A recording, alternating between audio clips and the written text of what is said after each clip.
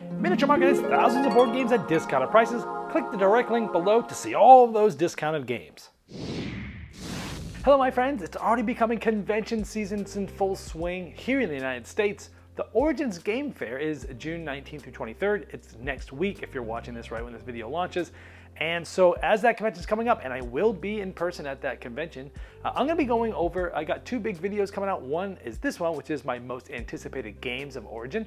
And then next week, right at the beginning of Origins, I'm going to put my top 10 games that are sort of releasing there that I've already had the privilege of playing and ones that I already really like. So in this one, let's talk about ones that I've not played, I just know a little bit about, and they're going to be on my radar, and maybe they'll be on yours too. So here we go.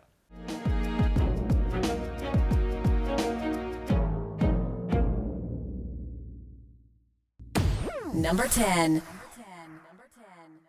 Okay, number 10 is the little card game called Mojo. This is from 25th Century Games, who, by the way, every year they just seem to be putting out 2, 3, or 4 games that I just end up falling in love with.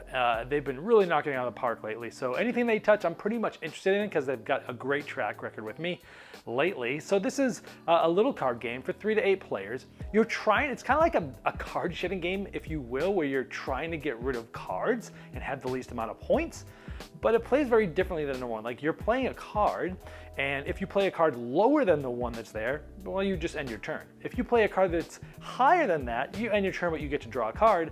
But if you play a card that's equal to the one that's on the discard pile, you get to play again. So if you have like a set of 3 7s and someone else puts a 7 out there, you can drop all 3 7s, then play another card. The trick is how you score and how the round ends is that either somebody's going to go all the way out and they're going to basically win that round. But if someone doesn't go all the way out, players are going to be having a certain amount of cards left over at the end of that round. And you're only going to end up scoring the highest card of each color. So you might be set collecting in your hand, trying to decide which one to play. But if you have like 3 oranges, well, your score's only going to be the highest one of that orange, which is good. You want the lowest points, but if you have 3 cards, you're only scoring for one of those, that might be better. So it seems like there's going to be some interesting decisions as to which ones you play, which ones you hold back, and then towards the end of the round there, you know, if you're the first one to go out, then you get the Mojo card. And if you happen to get the lowest points, it's a 0. You score nothing that round, which is great. But if you don't, you get a +10. So it seems like there's a little bit of pressure luck there, if, you know, trying to decide when to go out. And you can change that by how many cards you play, how many cards you play with the same number, things like that. So it seems like it's going to be like a little light, easy little card game that has an interesting little twist there. And I always like those little filler games as well, so that's number 10. Number 9. Number 9 here is Draft and Write Records. This is from Inside Up Games, and this is for 1 to 6 players. Now, as you know, probably when I keep a game in my gaming library after I review it, I give it a saxophone serenade where I jam with my saxophone with the game. So I am a musician, so games about music I'm going to be naturally inclined to like, or at least be interested in. This is a 1 to 6 player sort of draft and write game where you're going to be drafting exciting bands and outperforming the competition on worldwide stages. So you're going to be drafting your lead singer, your musicians, your production and backstage staffs, and you're going to be arranging them in the most harmonious ways to unlock more fans, money, and opportunities. So you're going to be planning your schedule, prioritizing your assets, and selecting your travel routes as you grow. So you're going to be chaining together rewards into such an amazing show that you'll leave your competitors behind. Now, there is a decent amount of information about this because it's been around for a little while in prototype form, but it's finally coming out now. And it just looks interesting. I like draft and write games. I've been kind of a little burnt out on roll and write and draft and write games for a while, but this one, because of the theme and because of the interesting combos and the spatial aspects of this, where you get certain musicians, let's say, then they can chain to other things that's on your little card there. I think the spatial chaining, the combo building, and the theme has me hooked. Number 8. Number 8 is Lynx, Lynx. This is from Play to Z, which is a new company started by Zed Schlesinger, who's been in his business forever. He was the one that started Z-Man Games, if you will. So he started a new company. I'm going to be interested in pretty much anything they do because he just does great work. And this one is an economic game with a historical and ecological theme where each player, you're going to take on the role of a late 18th century fur trapper who's exploiting the lynx hair cycle and trying to outwit other trappers. Now, by trapping, when the links are plentiful and selling pelts are high prices, the trapper who earns the most money pays off their debt and becomes a free trapper. Now, I did download the rules of this because there's not a lot of images and not a lot of info available, but I did download the rules and sort of read through it, looked at it. I like economic games. This seems like not a ginormous sprawling game, like a medium weight sort of 1 hour-ish game that uses cards and such, but the manipulating the market, trying to time the market right, just seems interesting to me. And again, because Zev tends to look for games that are very unique and different, and I like economic games, that's why this one's on this list. That's Lynx. Number 7. This next one is Kremlin 4th Edition. I've still never played Kremlin. It is a classic old game that's been around for a long time, and the Dietz Foundation just came out with the 4th edition, and the Dietz Foundation, interesting, I think they're the only non-profit board gaming publisher in the world where they make games, they sell games, and all that profit goes to helping schools and kids and things like that, which is cool. But anyway, the Kremlin 4th Edition, Kremlin is essentially you're competing to control the Communist Party of the Soviet Union. Now the game is sort of set up like a pyramid, and you're going to be putting secret amounts of influence on different people, and those different actions are going to be taken. They're going to have different abilities. Which slot in the pyramids that they are is going to give them abilities, and you're going to be able to enact those abilities, but someone else might secretly have more influence and be able to overtake that from you and take that action instead of you, and you're trying to get to be the person at the very top to end up winning the game and getting points that way.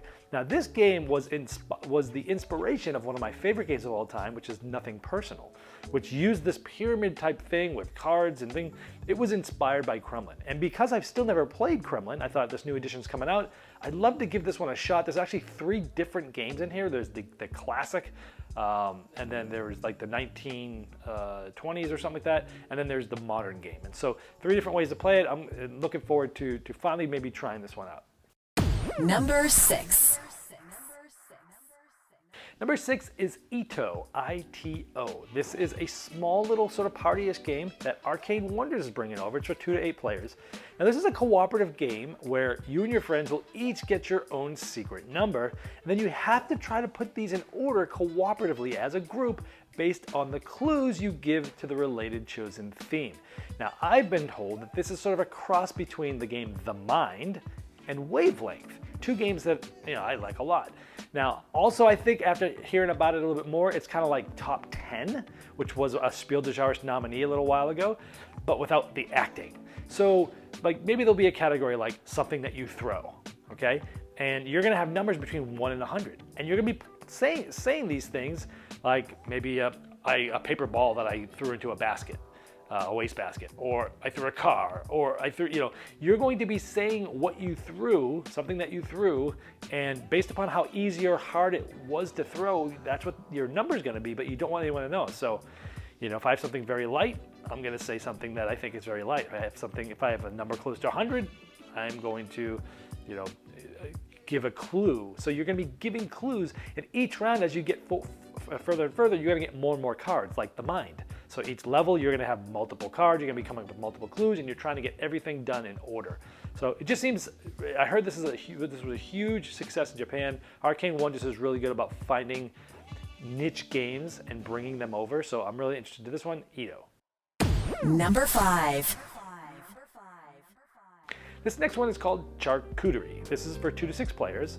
This game has amazing table presence where you're building your own charcuterie board. It's basically an I split, you choose, delicious looking pieces that you'll be doing this with. And you're gonna be doing this with set collection by arranging the food that you end up drafting onto your board that looks like a charcuterie board. And you're gonna be doing this for different rewards. For example, you might wanna have a certain amount, you'll get a certain amount of points for each bread of the same shape that you have. Or maybe you have, you'll get points for each neighbor that has less cheese than you. And so you're drafting, someone is splitting these things up, you're drafting which pool of ingredients you want, and then you're arranging them on your charcuterie board. And you have the flexibility of sort of moving those around to the end of the game, trying to figure out what's the best thing to do, but you're going after these main goals that everyone is going after. And it looks cool. I like I Split You Choose, I like set collection. I love the look and table presence of this, where all the pieces just, when it's set up, it looks really like a charcuterie board. So I just think this looks cool. and it has some mechanisms I really like, so that's charcuterie. Number 4. Number 4 here is By the Seashore. This is from Gold Seal Games. It's for 2 to 4 players. Essentially, you're a beachcomber who's searching the shoreline for beautiful things like sea glass and shark teeth and sand dollars to add to your collection. Now, when play starts, you're going to have basically 6 face-up cards in the middle of the table. And then on your turn, you're either going to trade up, meaning discarding a card and taking one that's higher than the one that you traded for, or you're going to trade down by discarding a card and taking 2 cards of equal or lesser value.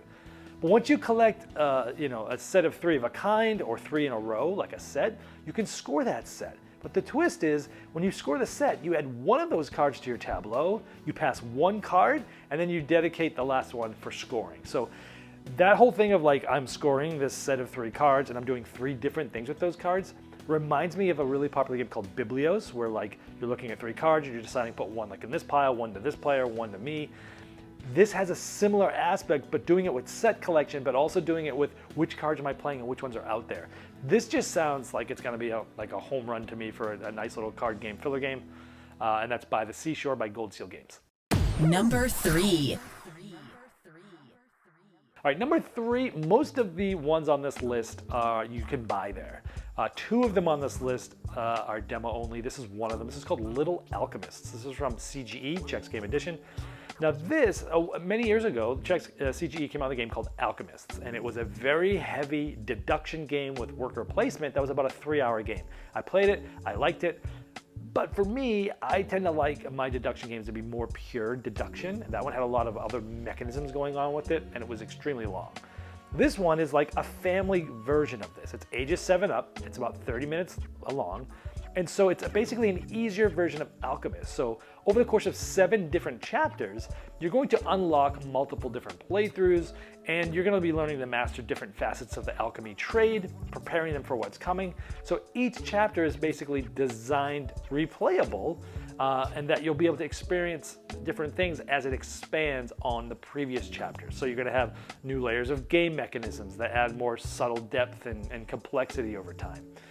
Also, you're going to be exploring the world of Little Alchemist, which is going to be introducing you to many of the different concepts from the bigger game Alchemist. So I like that this is sort of a family level of a game that I liked, that I would have liked to have been a little shorter. This is probably a lot lighter than that. But it still also uses the app where you scan different things and it tells you which things are right, which things are wrong, things like that, so you don't get any wrong answers from anybody, which I like. But I'm going to be really interested to see this and how it plays out, and how easy is the first chapter versus how hard is the 7th chapter, and how does it go. I'm just really anticipating this because I'm hoping that's going to be something really cool I can share with my family, and maybe play a cool deduction game with people that don't love deduction games, because I love deduction games. It's hard to find others that really do, so I like to find these lighter, cuter ones that I still enjoy playing, but then they can too. Number 2. Number 2 is Things in Rings. This is going to be by All Play. This is for 2 to 6 players. Now this is an interesting sort of deduction game, a light deductive game. Think of a Venn diagram. We have these 3 strings that are overlapping, right? Now each of the circles is going to be a different thing. One of them is going to be an attribute, which might be like, is cold, or would fit in a microwave. The other string circle is going to be something like a word. So it might be like 7 or more letters long, or has no repeated vowels. And the last string is going to be a context. So it could be something like, you could find it at a wedding, or it was invented or discovered in the last 50 years. So you're going to have 3 of these different rings each game, and they're going to be different things. And then players are going to be placing cards, and these cards might be things like a comet, or a broom, or a balloon, somewhere in the Venn diagram. And the knower, one person will know the secrets of these Venn diagrams, of the different rings. And so one of the other players will place one of their cards, like the broom, in one of the, they might put it in just one of the ring, or they might put it where 2 rings overlap. They might put it where all 3 rings overlap. And if it's right, they get to go again with the different cards that they have in their hand. So players have a certain amount of cards, and you're trying to be the first to run out of cards. So it has like a little bit, it's interesting because the person that knows everything is sure that they're facilitating the game. This is sort of like inspired by a game called Zendo, like a deduction game that had all these like wacky rules. You're trying to figure out the rules. This looks like a much more streamlined version of this, where that player almost has like a Mysterium ghost aspect, where they're seeing something, And the words are purposely somewhat, you might think one thing about them and someone else might think something else. They're a little vague, so that someone has to come up with what they think about that, and that's what will make that side feel good. Anyways, this looks amazing. This looks like it has absolutely the possibility of definitely being on like top 5 party games of the year type of thing, but it's got a thinkiness to it that I really like, the deductive aspect where you're trying to combo up and watch what other people are doing and try to learn the clues by deducing different things. This just sounds great. Things and Rings from All Play. Number 1. Before we get to the moment you've been waiting for, I want to let you know of an upcoming opportunity to win money while gaming. The World Series of Board Gaming is in Las Vegas from September 22nd to 26th, and they're giving away over $200,000 of cash and prizes, including Super Bowl-style rings, to the winners. Now, there are 16 different games available to play, like Ticket to Ride, Heat Pedal to the Metal, Earth, Brass Birmingham, and more. Now, you can click the link below to learn more details of how it works and to receive $25 off your entry using the promo code GameBoyGeek. My number 1 is called Mistwind. This is from Daryl Andrews and Adrian Adamescu. Mostly this is the team that brought us Sagrada and a million other games, but that's what they're most known for. This is for 1 to 5 players. It's from First Fish Games. Now this is a 1 to 2 hour strategic Euro game. You're going to be building networks and meeting the demands of each nation. Now you're going to be gaining resources to build outposts, train transport whales, to gather or deliver cargo to fulfill territory demands, and complete networking contracts with neighboring nations in an effort to become the most trusted trader.